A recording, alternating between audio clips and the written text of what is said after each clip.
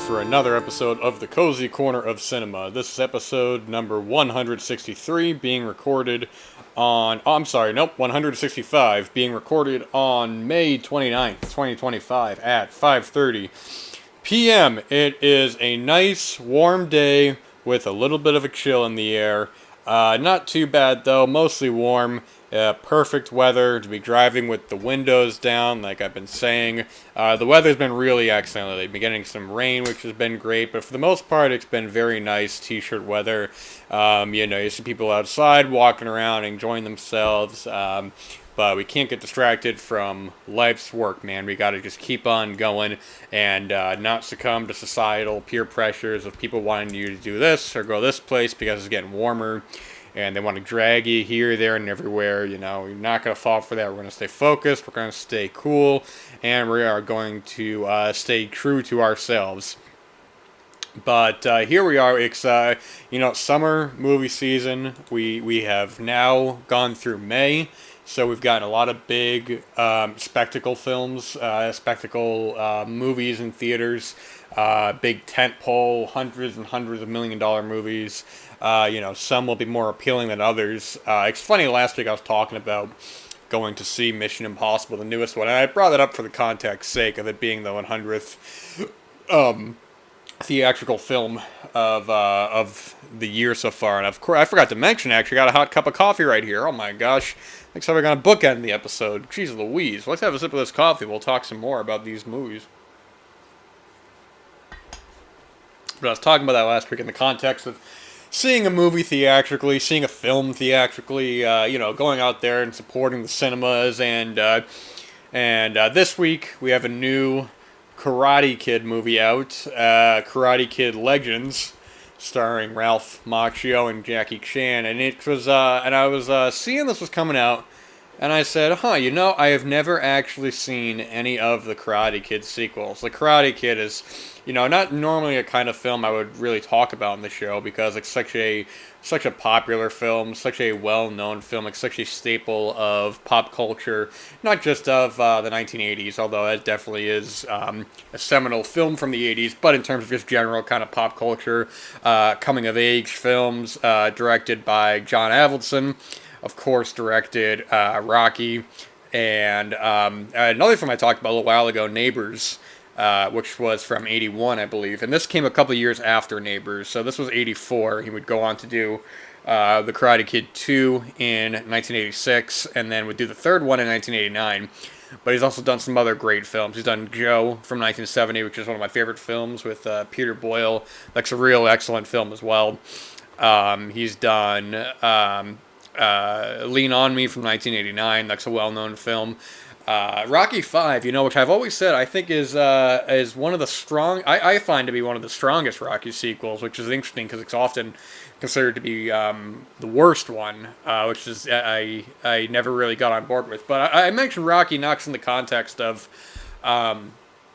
John Avildsen being both director of both films, but I'll get back to it in a little bit. But yeah, I didn't rewatch the first Karate Kid. I mean, I've seen it a couple times now, and I mean, it's a film that's been talked about to death. It's a film that's had a huge impact on pop culture and of kids in the 80s, joining up for karate classes and all of that. But it's just a really solid character film because I think at the heart of it all, you have a lot of the tropes of these 80s kind of high school films. You have the love interest, regardless if she even has a whole lot of chemistry with the main character, it kind of leads him to, kind of motivates him to keep going. Next, played by Elizabeth Shue.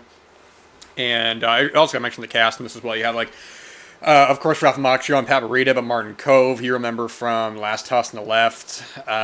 You have William Zabka. It's a good cast in this, but what I was saying before is that, what really kind of makes the film rise above a lot else, rather than just being a coming-of-age film or a film about a kid trying to fit in, is the relationship between Daniel and Mr. Miyagi in this. I think it's just so strong, and I think that's one of the things that, above all else with the Karate Kid sequels, with 2 and 3, is that because John Avildsen directed all 3 of them, and I should also say he didn't write, I don't believe he wrote any of the 3. He didn't write the first one. The first one was written by Robert Mark Kamen, and I don't believe he wrote 2 or 3. No, that's correct. So Robert Mark Kamen also wrote. Let's see what he's got here. He's got a bit of a filmography on him. He has written. Bear with me for a moment.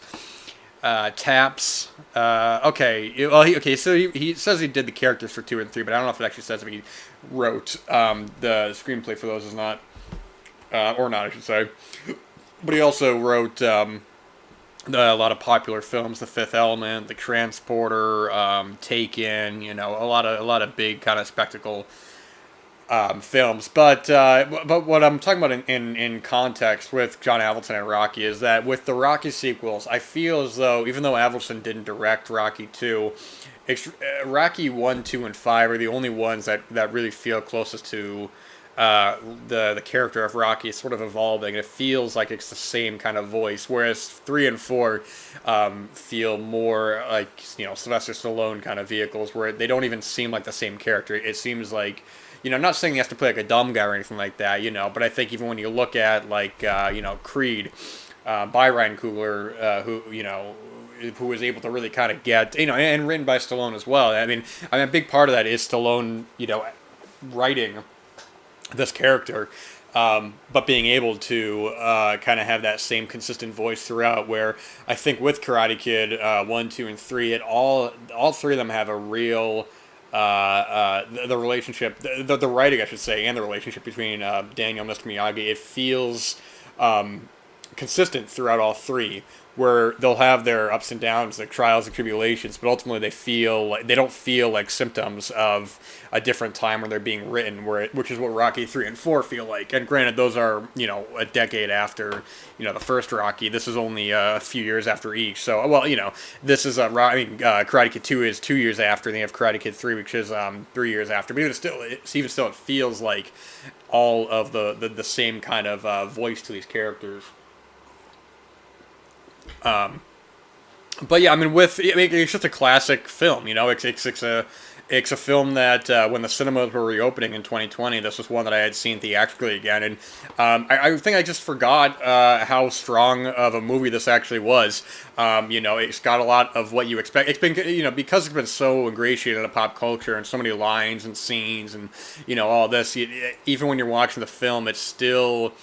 It's not just going through the motions that you expect. Oh, here's a big scene, here's a big line. It actually, it all feels very earned, and in the context of the film, you actually feel yourself really kind of enjoying it, and not just like, oh, this is a big pop culture moment. And William Zabka, who would be, the character Johnny, play a bigger role later on. But it's interesting to kind of talk about, and I'll move on in a second, but it's interesting people will kind of talk about the idea about Daniel kind of being the bully in this one, and Johnny's actually being like, which I never got with. I always thought that was kind of a nonsense sort of fan theory. It's one of these things that the Cobra Kai show kind of jumped off of with that idea. And I'll talk a little bit about Cobra Kai if I didn't watch all of it, but it's one of these things where even when rewatching the film, there's never a point, I think, when the tables are really turned, and I'm like, man, they really did Johnny wrong. There's one part where it's basically kind of over, and he like messes with him at one point, which he really shouldn't have, because it probably could have been avoided, could have been cool, but it's like they take these isolated scenes where they take a character who ends up doing something stupid, and then it's like, oh, well, Daniel's the instigator. And I'm like, I always just thought that was kind of a nonsense theory. There's no part of this film where I'm ever like, man, Daniel's just a bad guy. This is a kid who, he tries to be nice to him at first. He gets beat up, for just, trying to make friends with him. The dude tries to, he drives him off a mountain at one point. Not a mountain, I'm sorry, like a large hill, and like messes him up and gets him seriously injured. And I'm like, man, there's no way this is like, these are teenagers, but there's no way that Johnny isn't completely in the wrong here, man. That's just ridiculous, man. But it is interesting the way that Cobra Kai would kind of bring more, give a spin to that kind of situation that makes it understandable and kind of makes it, it gives the character of Johnny a bit more of a foundation to stand on. And two, it's also sort of like, I'll get to that when I get to Cobra Kai. I don't want to get into it right now. Man, my throat feels dry, man. I got this water right here. Let me get a sip of this, guys. Great. Oh boy, I splashed some water. Good lord. Get some coffee here too. But Karate Kid Part 2, man. Again, 1986, where the first one was more about, I guess, Daniel in the forefront. This one is more about Mr. Miyagi in the forefront. You know, there's that really great scene in the first one, which I won't get into spoilers, but we start to learn a bit more about Mr. Miyagi's past and sort of what he went through. In this one, he goes back home to Okinawa, and from there, I think that this is a good film, but I don't think it's a great film. I think some of the biggest problems with this is that you know, when I'm talking about the first one having such strong that's such a strong relationship with the characters, the fighting is so secondary to me in all these movies. I mean, it's at least with the Ralph Macchio Pat Morita ones. Is that the fighting? I'm not really as interested in. You know, I mean, that's fine and that's whatever. You know, but it's these characters that are so compelling that makes it all worth it. So when you have Pat Morita who's going back to his home and they're like, you know, an old feud starts you know to build back up. All that stuff is great. I almost think you shouldn't have even had any of that fight stuff in it. But it's 1986. You want to capitalize on this big film, so okay, you got to have this kind of ridiculous sort of feud going on between Daniel and this other kid, and they have. I mean, I don't even want to get into it, man. I'm not going to do a whole review of the movies, man. I'm just saying. But it feels so played through. It feels like, you know, as I'm watching, I just want to get back to the Pat Morita stuff of just him and Ralph Macchio. They try to have like kind of another romance in this with Ralph Macchio and you know, this other girl and the problems. You know, it's not a bad movie. I think it actually is a pretty good sequel. But man, I think that this is one that when people do those like fan re-edits of movies, you know, that you know, sometimes they're good, sometimes they're not. In terms of the original release, not the edit themselves, but I'd love to. I'd be curious if anybody ever had the idea of doing a re-edit of this, where it's just the central kind of core story with Mr. Miyagi and, you know, going back home and Daniel. You know, I think all of that is really solid, but not a bad film overall. But it does have just a ridiculous scene early on where it takes place right after, you know, at the end of the Karate Kid and they're in the parking lot. Martin Kove is, you know, plays his character John Kreese. He's like, you know, he's being a jerk. And eventually he's like, you know, Mr. Miyagi wants to try to stop him beating up, you know, his kid, beating up Johnny, and you know, so Mr. Miyagi's like, hey, you know, lay off him. Why don't you, you know, see if you can hit me or whatever. He misses and ends up smashing his fist in the car window. Mr. Miyagi has the advantage on him, and he has his you know, his hand to his neck, and no, he doesn't do that. You know, a little funny gag there. And then Daniel asks just a completely stupid question. You know, he says, "Man, you could have killed him." And Mr. Miyagi says, "Yep." And Daniel goes, "Well, why didn't you?" I'm thinking, why didn't you? What the hell kind of question is that? Because he didn't want to kill him in public, man. What are you talking about? That's what a ridiculous question. Didn't want to go to jail, maybe? I don't know, man. But overall, not a bad sequel. It's nothing. I don't think it's like a great sequel. I think that, but it's a solid follow up. It's more time with these characters, and despite some shortcomings of the narrative, I do like it overall. And a couple years later, 89, you have Karate Kid 3. And this one, one of the benefits of the second one compared to the first one is that because you're in a different location, you have, you know, Daniel in America, you have Mr. Miyagi in Japan, and, no, I'm sorry, oh my gosh, yes, in Japan, I'm sorry, I was getting my locations mixed up. I couldn't remember if Okinawa was in China or Japan. Anyways, but the third one, it's not a great film. It's not even really good, but again, it's just that strong dynamic between these two characters. I think some of the strongest stuff is when their relationship between Daniel and Mr. Miyagi is really tested. You know, they had this idea of starting up this like bonsai shop, and you know, Daniel's getting older, he's getting a bit more rebellious, but he still wants to keep that friendship with Mr. Miyagi, and they have like a couple of really great scenes together. You know, Daniel has like one really emotional scene where he has to kind of like, you know, talk to Mr. Miyagi, and it feels so earned because you like these characters so much, and their plight is so sincere. But at the same time, you have some of just the absolute ridiculousness, the absolute nonsense. You have this character, Terry Silver, played by Thomas Ian Griffith, who's just a complete goofball. I mean, his first scene he's in. I mean, he's in a sauna, talking on the phone. He's going all crazy. He's talking about, oh, I like that. Yeah, let's do that. And it's like, oh my gosh, what am I watching? This is like nonsense city population. This guy, man, good lord. And yeah, you get some ridiculous things. I mean, there's a whole ridiculous scene where they're trying to get this bonsai tree, and Daniel's hanging off this cliff, and the love interest in this one is Jessica, played by Robin Lively, and it's just nonsense, man. It's it's just ridiculous, man. You got to have Terry Silver. He's training Daniel to do everything wrong. He's training him to be more aggressive, and it's just nonsense. I mean, I don't think it's like terrible or anything. It's not one where like I don't think it's like egregiously bad or anything. It's just mostly kind of kind of the vibe they didn't really know what to do with the third one. Again, I think you could have just removed all of the fighting and just had more of just this kind of this plot of Daniel and Mr. Miyagi opening up like a bonsai shop or something, or something along those lines. But ultimately you got to have the screenwriters and the Hollywood executives. They got to have this ridiculous villain, this ridiculous fight. It's all ridiculous. But speaking of ridiculous, man, didn't even mean to talk about these damn movies this whole episode, but here we are now talking about the next Karate Kid, and I mean that quite literally, and in the title, the next Karate Kid, 1994. Well, Ralph Macchio's nowhere to be found, so who do we got? We have Hilary Swank in her first film. Plays his character Julie Pierce. I couldn't even tell you what the plot of this one. I don't even know how she gets in contact with Mr. Miyagi. Her parents died, and this is not very professional of me. Her parents died, and Mr. Miyagi, she's getting in trouble with a new school.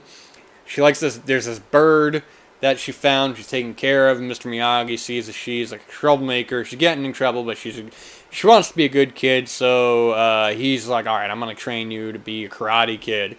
And Michael Ironside is in this, playing like it's so ridiculous. He's like a high school karate instructor, but it's the whole thing is set up like a military operation. It's like it goes beyond the no mercy of Cobra Kai. This is like, at one point he's like, yeah, you should kill this guy, and I'm like, what are they paying this dude?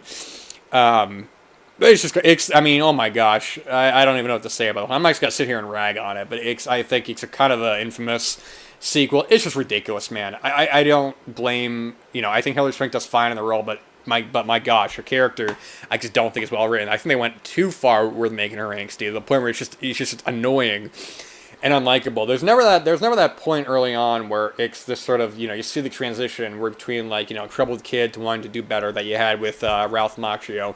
With Daniel, Daniel's a very likable kind of, he's a very likable, street smart kind of character. That's why he reminds you of Rocky so much. He has a lot of the same kind of mannerisms. And that's why the Karate Kid, in a lot of ways, feels almost like a spiritual successor to it. And I don't mean successor in I'm not going to call it a predecessor because the kid's younger. I'm talking about the successor in that the time these movies came out. But Hilary Swank, she's just doing too much in this. Her character's just doing too much. She's a bit too angsty to the point where by the time she really starts to change her ways and be sort of a better example, it's so late in the film, and then you have this just ridiculous fight scene. That it feels so far removed from the other Karate Kid movies, man. I also got to say, it's very funny how all these movies sort of end like in the mid. There's no what happens after these final fights. They have their fights and then the end, and then you go home. Yeah, this ridiculous scene with all these guys, and actually, I think Walton Goggins. This is like his first film, I think. He's like one of the goons that is being trained by Michael Ironside. Michael Ironside's great. He's great in everything, man. He's just one of my favorite actors, and it's fun to watch him in the film. And oh my gosh, I forgot about the monks. Oh my gosh, there's like a whole subplot, man, which I think he could have just made the movie where they go to this kind of monk sort of monastery.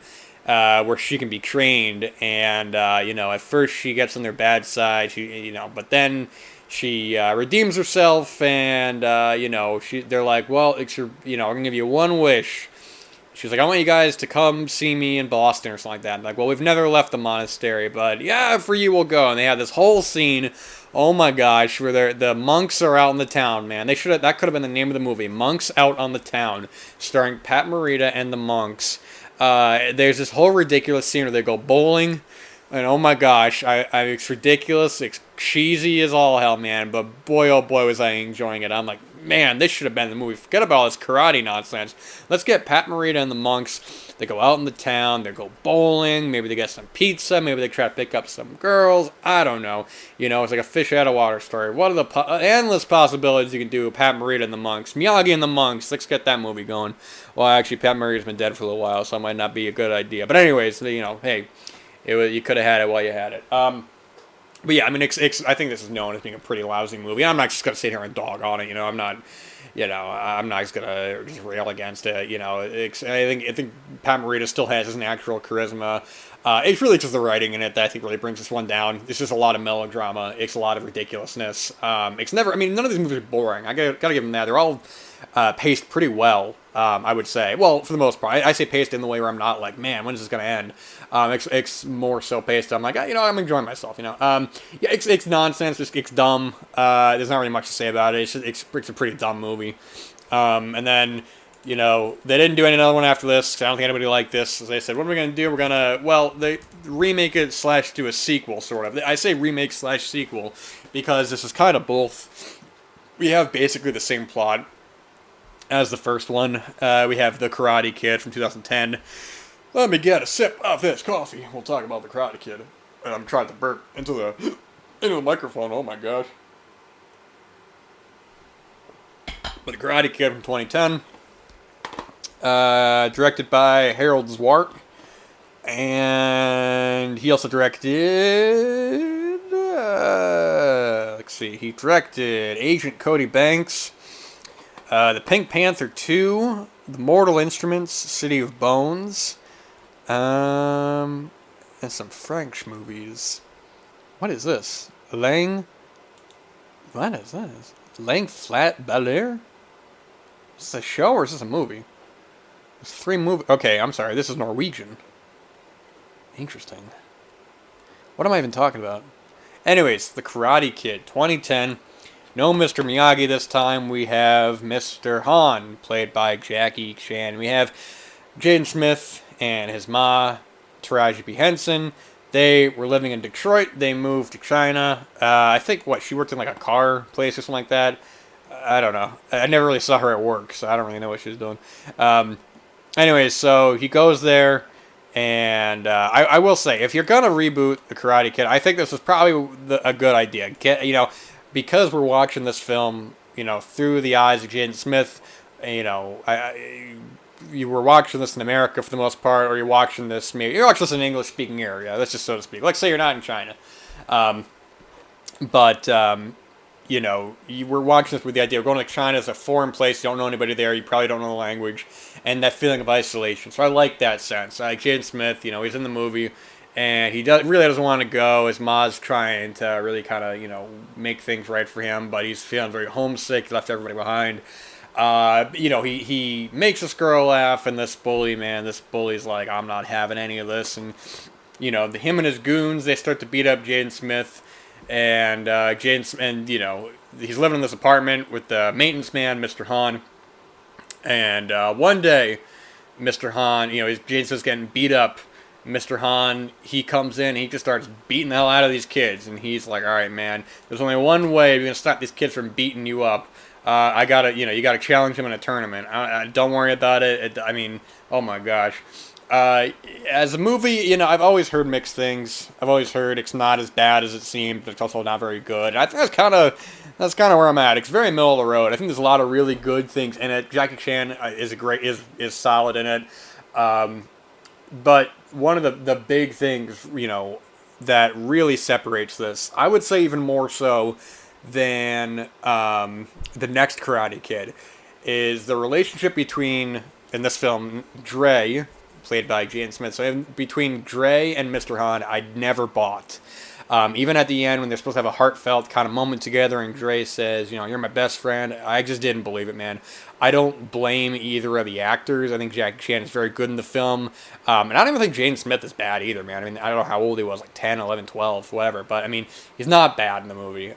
He's also not annoying, too, which is a plus. Because even in the movie, instead of wax on, wax off, this one, Mr. Han is saying, like, jacket on, jacket off. And, Dre is doing it for a while. He kind of questions it first. It takes him a while before he's finally like, man, what am I doing? This is nonsense. And that leads into, like, a moment where, he realizes sort of, or Mr. Han kind of shows him the ability that he can do now. And I thought that was solid. I'm glad they didn't make him, like, an annoying, like, I'm going to be angsty, blah, blah, blah, kid. I mean, he has some dumb jokes. But it's like, whatever, I'll take the dumb jokes over like, oh, man, I'm angsty, I'm annoying, But I think they made him a little too young. He's supposed to have this relationship with this other girl. They have nothing in common. They have absolutely nothing in common. The bullies in this, I mean, they're barely in the movie. I don't even know why they want to go after this kid. He made her laugh once, and they don't even really kind of go after him. They do it like once or twice, and then they're just out of the movie for like almost the entirety of it, until like one part at the end, when they like smirk at him, getting close to the tournament. And I'm like, oh yeah, I forgot they were even in the damn movie. I forgot there was even a tournament going on, man. It's nonsense, man. It's just nonsense. And I will say though too, the choreography on this is pretty solid. It's when I don't know if they hired these younger actors because of their fighting ability. Of course, Jackie Chan is renowned martial artist. So obviously him he's not an unknown. But there's a lot of shots where they are all fighting and it all looks good. It's really, I mean, honestly, it's middle of the road, man. I don't think it's like overwhelmingly good or bad. It's not even good or bad. It's really just kind of middle of the road. It's too damn long. It's 2.5 hours, and boy, oh boy, this thing could have been trimmed down. I was never bored, but definitely because we're basically going through the motions of, a lot of the beats in the original.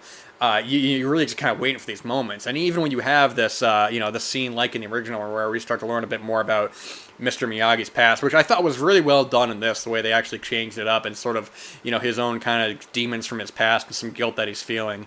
Like that scene is really well done, and I think that's really well done because I think Jackie Chan is able to kind of bring that emotion that I think because Jaden Smith was maybe too young of an actor to kind of be able to fully sort of be there for Mr. Han, that I think they probably should have made him a teenager.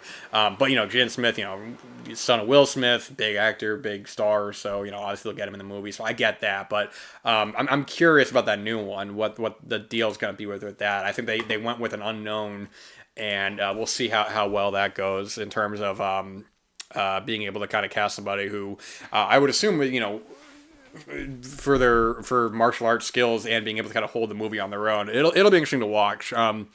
I did watch a little of Cobra Kai when it was on, when I was still watching TV, and it was a good show. It's what I was saying before is that I think by recontextualizing the Johnny character and sort of making him, he's sympathetic, but he's also very funny. I think William Zabka is very good on the show. He has a lot of moments where he seems kind of out of touch. He's very nostalgic for the 80s, which I think is a double-edged sword of the show, is that it is very nostalgic for the 80s in a way that at times it's funny, at other times it gets a little ridiculous because they're just bringing in random characters from the movies. It's like every character who's in the movie is like they're suddenly an important character now, and the drama would get so ridiculous and it would get so melodramatic that it was just like, whoa, guys, this is a bit much for what we're trying to do here. But it's not a bad show. I never finished it. I lost interest in TV around the time when I was watching this. So, people seem to love the show. I can't imagine that the new movie will have too much tied to the show. I think it might just be its own kind of thing.